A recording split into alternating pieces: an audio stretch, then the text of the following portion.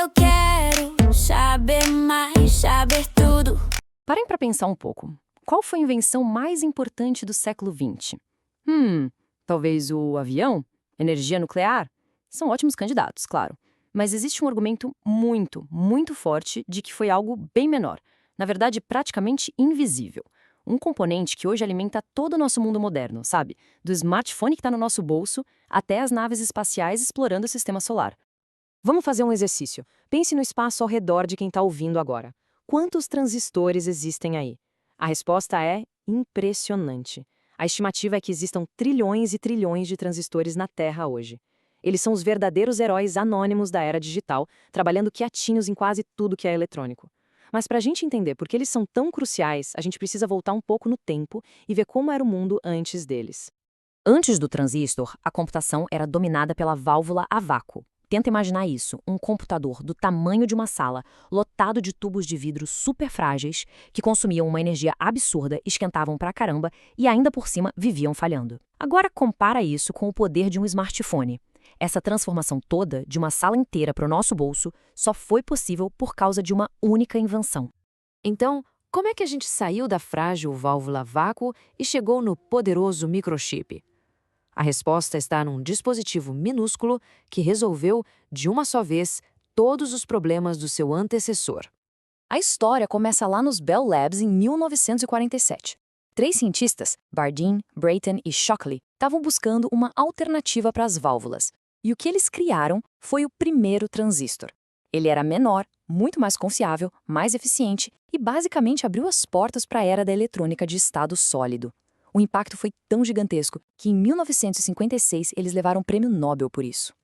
Mas afinal, o que é exatamente um transistor? E como um componente tão pequeno pode ter tanto poder? Vamos mergulhar no seu funcionamento fundamental. Na sua essência, um transistor é um interruptor. Simples assim. Mas olha, não é um interruptor mecânico, que a gente liga e desliga fisicamente. É um interruptor eletrônico, sem nenhuma parte móvel. Nos computadores, a principal função dele é representar os 2 estados da linguagem digital, ligado, que representa o número 1, e desligado, que representa o número 0. A melhor analogia para entender isso é uma válvula de água. Imagina que um toquinho de nada no registro, que seria o sinal na base, consegue controlar um fluxo de água gigantesco que passa pelo cano principal. É exatamente isso que um transistor faz com a eletricidade. Um sinal minúsculo controla um sinal muito maior, permitindo que ele ligue e desligue milhões até bilhões de vezes por segundo. Basicamente, existem 2 tipos principais. O mais antigo, o BJT, é controlado por corrente. Mas o herói da computação moderna mesmo é o MOSFET, que é controlado por tensão. E essa diferença é crucial, viu? Pensa que, num chip minúsculo, é muito mais fácil e eficiente gerenciar pequenos sinais de tensão do que o fluxo de corrente. É por isso que o MOSFET virou padrão, permitindo que bilhões deles sejam espremidos num único processador. Ok, então um transistor é um interruptor. Mas como é que um monte de interruptores consegue fazer tarefas complexas, como rodar um jogo ou navegar na internet? A resposta está na forma como eles trabalham em equipe. Essa é a pergunta de $1 milhão, né? A mágica não está no interruptor sozinho, mas sim na maneira genial como milhões deles são combinados para tomar decisões. E a resposta está nas portas lógicas. Uma porta lógica é um circuitinho, geralmente feito com alguns transistores, que executa uma operação lógica bem básica. Vamos usar a porta E, ou AND, em inglês, como exemplo para entender como isso funciona na prática. A lógica de uma porta AND é bem simples. A saída só vai ser ligada se a entrada A e a entrada B estiverem ligadas. Então, se a entrada A está desligada, ou seja, 0, e a entrada B está ligada, ou 1, o que acontece? A saída continua desligada, em 0. A mesma coisa se a gente inverter as entradas. A entrada A está ligada em 1, mas a entrada B está desligada em 0. Como a condição A e B não foi cumprida, a saída, adivinha? Continua em 0, desligada. E aqui vem o momento chave. Somente quando as 2 entradas A e B estão ligadas em 1 é que a saída finalmente liga e vai para 1. Isso mostra de um jeito brilhante como, ao combinar interruptores simples, a gente cria uma unidade que consegue tomar uma decisão lógica. Então, o ponto crucial é este. Essas portas lógicas são como se fossem peças de Lego, combinando milhões, ou melhor, bilhões de portas e não, os engenheiros constroem aqueles microprocessadores incrivelmente complexos que executam todas as tarefas nos nossos aparelhos. Um único processador moderno é como se fosse uma cidade gigantesca, toda interligada, com essas pequenas decisões lógicas acontecendo em nanosegundos. É impressionante. Essa explosão de complexidade não aconteceu do nada, por acaso. Ela foi guiada por uma observação quase profética que definiu o ritmo da indústria de tecnologia por mais de meio século.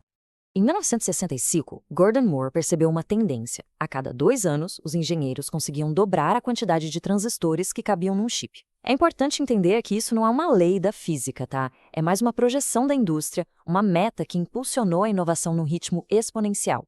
E o resultado dessa lei é simplesmente espantoso. Olha só, em 1971, um chip de ponta tinha uns 2.300 transistores. 20 anos depois, em 91, esse número saltou para mais de 1 milhão. Em 2021, alguns chips já tinham mais de 50 bilhões de transistores. Esse crescimento absurdo é a razão pela qual nossos aparelhos se tornaram tão poderosos e acessíveis. Só que o próprio Gordon Moore reconheceu uma verdade. Nenhum crescimento exponencial dura para sempre. E hoje, a gente está chegando bem perto dos limites físicos do silício.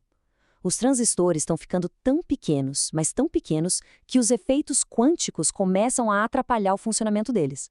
E agora, se a lei de Moore está desacelerando, como é que a computação vai continuar avançando? Bem, a indústria já está explorando novas fronteiras bem fascinantes.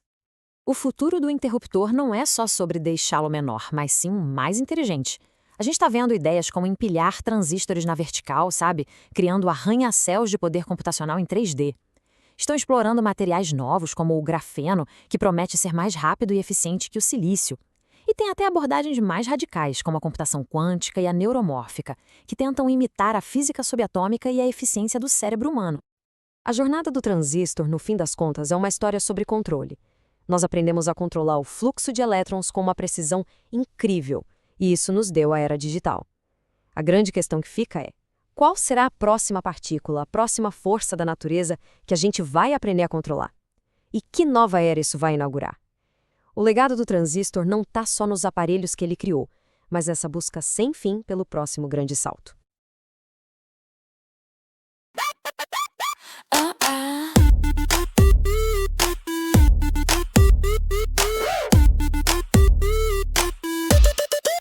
Sabe o que eu quero? Saber mais, saber tudo. Sabe o que eu quero? Saber mais, saber tudo. Descobrir o mundo, sair desse escudo. Cada clique é um passo rumo ao saber. Aprenda tudo, story. Deixe seu like,